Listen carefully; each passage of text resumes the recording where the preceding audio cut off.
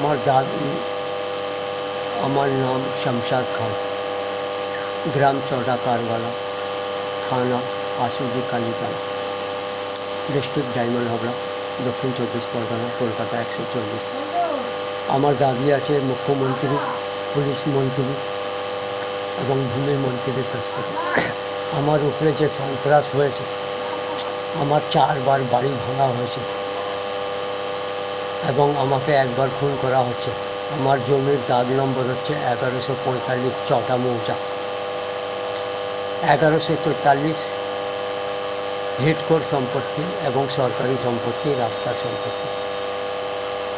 এই সম্পত্তিতে একটা নতুন দলিল তৈরি হয়েছে 2017-তে, যেদিন আমাকে খুন করার চেষ্টা হয়।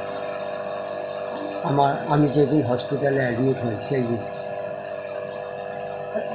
ঠাকুরপুকুর মহেশতলা ব্লকের ওপর অফিসার আছে যে এই জমি দলিল রেকর্ড পাল্টানো,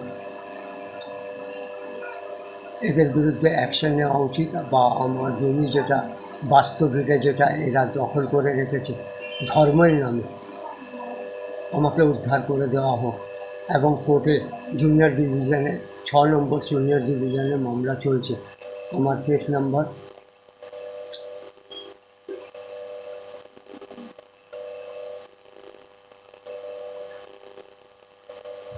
হচ্ছে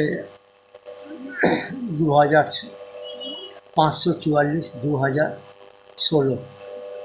এবং আমার পাশে একটা প্রতিবন্ধী মানুষ আছে যাকে ধর্মস্থানে ঢুকে গালে চড় চাপড় মেরে সই করিয়েছে, উনি একটা কেস করেছেন জুনিয়র ডিভিশনে। কেস নাম্বার হচ্ছে 981, জুনিয়র 6 ডিভিশন।